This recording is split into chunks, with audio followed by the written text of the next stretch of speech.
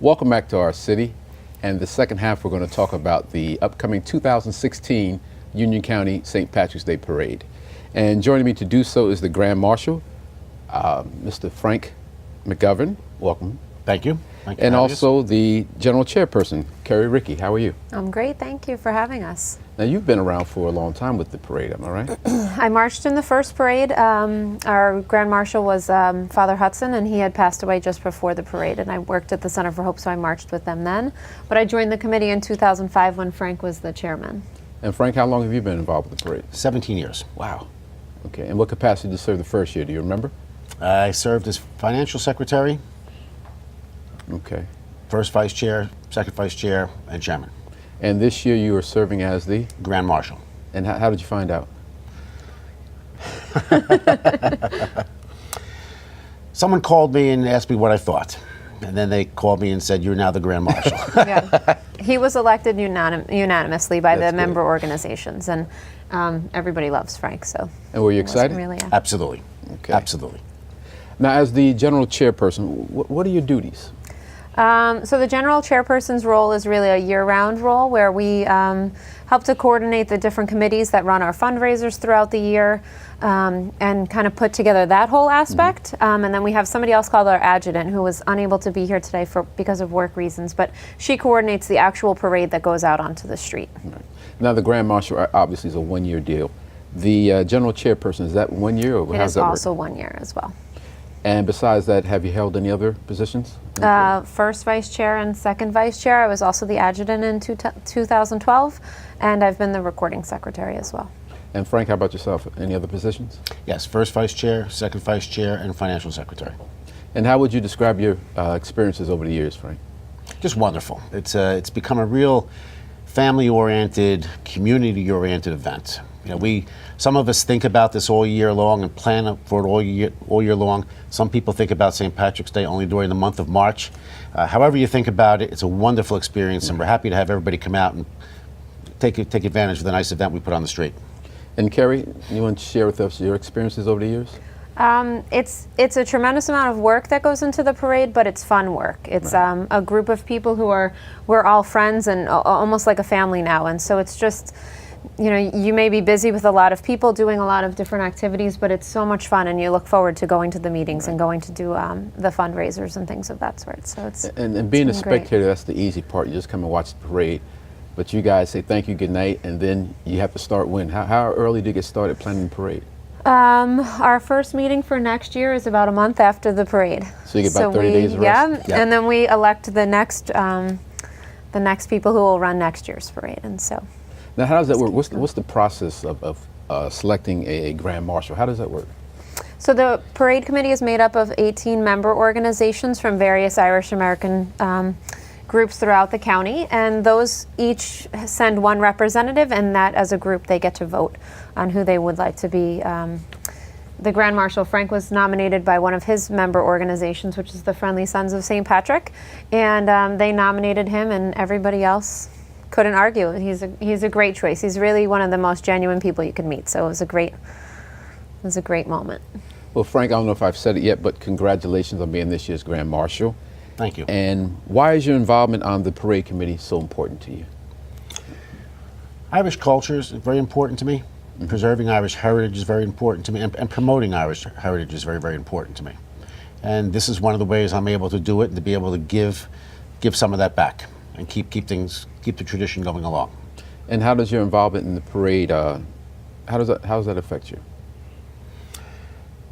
When you come down the street on parade day and you see all the people standing there, it's a tremendous sense of accomplishment. You know, as Curry said, all those months of work, starting really 30 days after the last parade, the previous year's parade, it's invigorating, and it gives you the energy to keep going forward. And what message do you hope as your service as Grand Marshal will convey to those who attend this year's parade? I hope we convey a message of unity. That we're all one family, that we're of many diverse cultures, and that we respect everyone's culture. But yet, for that special day, we'd like to promote the Irish heritage and the Irish culture. You know, it's interesting because we have a county so diverse as Union, and we're able to put on a St. Patrick's Day parade that draws up to 40,000 people on the street. And I think that's a real testament to the people of the county and the makeup of the county. And Carrie, I know your job has to have a lot of pressure because it's a parade, as Frank mentioned, that grows every year. Yeah. How do you make it bigger and better every year? Well, this is our 20th anniversary parade, and so it's been amazing to see it from the beginning and all the people that are so involved. It's a tremendous effort, not just on the part of the parade committee, but also our parade is held in Union, the township of Union, and so there's a great number of people within the township that work really hard, but also the surrounding towns as well, and the county departments as well. So it's really a team effort, and there's a lot that goes into the parade that even as the parade committee we don't participate in. And so. Now, as I'm sitting here, I'm reflecting back to maybe 3 or 4 years ago. I had the pleasure of interviewing the committee, and we talked about the weather. And that year it snowed. We don't talk about the weather. We don't talk about, that's the secret. You can't talk about it. Well, no one told me that year. And unfortunately, it snowed that year. What were we going to predict for this year? We can't make predictions. predictions because then yeah, we can't make any predictions. As you put the parade together for this year, are there any special attractions? We have a kids zone that starts around 11 o'clock, 11:30 that morning. So the parade itself kicks off at 1 o'clock. Around 11:30, we have a kids zone that's near the main grandstand. It has some kids rides and vendors, which is just a great family atmosphere over there. And then around noontime, we have on the main grandstand some festivities. We sing the American and the Irish national anthems. We have some of our dignitaries that come out to the parade speak. And so it's just a great, there's a few events earlier in the day that lead up to the parade itself. Now, in addition to the things you mentioned, are there anything else that makes this year's parade special? So this year's parade is dedicated to children of Irish heritage, and the idea that we need to keep working hard to promote our heritage into our children, no matter how long your ancestors have been here, whether it's 2 years or 20 years or 200 years. You have to continue to teach our kids where we came from and how we got here, and in that then teach them about other cultures as well. But in order to appreciate other cultures, I think we need to appreciate where we're from ourselves. And so I think it's great to see so many kids out at the parade. And see them participate, whether with their Irish dancing school or their Cub Scouts or their school system. It's just a great family event. And in addition to what you just mentioned, is there an underlying theme in the parade or no? So that's the theme for this year is the idea that we're a family. And Frank, besides waving and doing other great things, do you have to give a speech that day or no? I'm sure I'll have to give a couple speeches that day, yes. Quite a few. A couple? So the itinerary, or how does the day start that day? How does it begin? The day starts with Mass at 9 o'clock down in St. Patrick's in Elizabeth. Then we come back up to the parade route. We have, as Curry suggested, we have grandstand festivities starting at 12 o'clock. The parade starts at 1 o'clock. And after we wrap up, we go around and we visit the different establishments and groups having parties, our parade supporters. And the Grand Marshal, the Chairman, the Adjutant, everybody goes around to those events and says a few words and thanks everybody for their support and wishes everybody well and good health. And just in case there's someone watching who's never actually attended the parade, what's the route? So the route starts at Morris Avenue and Jeanette Avenue and comes right down Morris Avenue right into the center of town, and then we make a right onto Stuyvesant Avenue and goes down by Chaffee's restaurant and where the Cannon is down there in Union.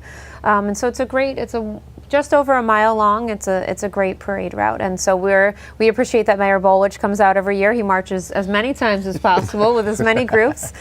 He certainly loves to march with, I know, the Elizabeth Police and Fire Departments and the Nugent Association, and so it's great to see him come out and support us as well. So every year. when you put together the roster or itinerary for marching, where do you put him at? Where do we put Mayor Bolwich? Mayor Bolwich? Well, he hops around. He's on everybody's list.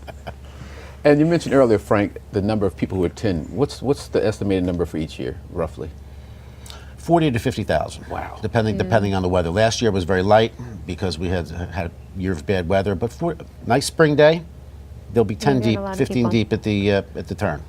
And are you marching one time, or are you going to go back and march again? Or? I'm going to follow Mayor Bolwich and march and learn how to march several times.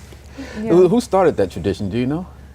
I think he's a part of so many different groups, as we all know, and so he just wants to have his time with each of them. So it's great. We love to have Mayor Bolwich at the parade. And before we wrap, just to give everyone the date, the time, and all the great information about the parade. So the parade is on Saturday, March 12th. The grandstand festivities start around noontime with the kids zone around 11:30, and then the parade kicks off promptly at 1 o'clock. But we also have mass down in St. Patrick's and Elizabeth on Court Street at 9 a.m. And after the parade? And then after the parade, we go around. Everybody has their locations, and we get driven around to various places. A lot of house parties that day. Yeah. A lot of the restaurants and the taverns will have parties that day. It's really a county-wide celebration. Mm-hmm. And that's good.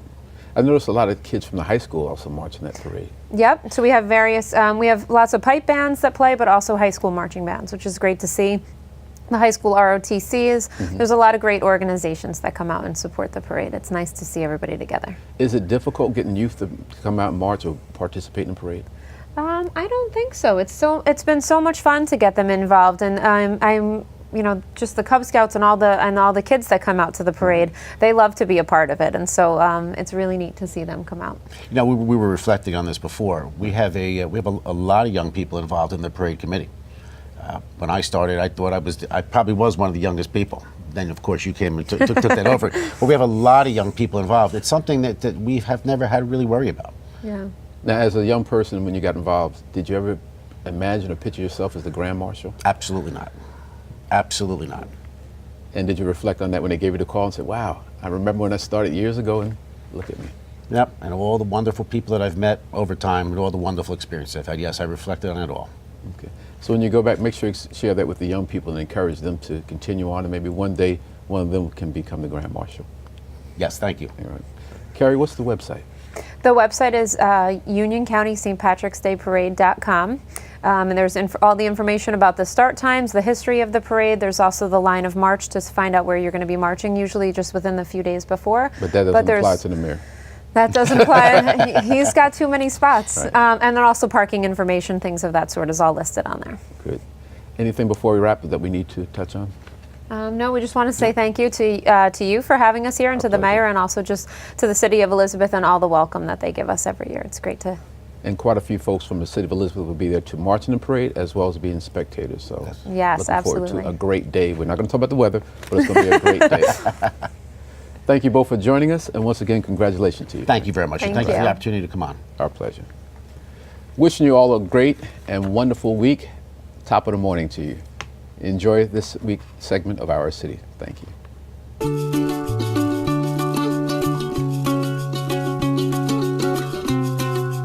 Why do we like it here? Let's just say the reasons are diverse. Kean University.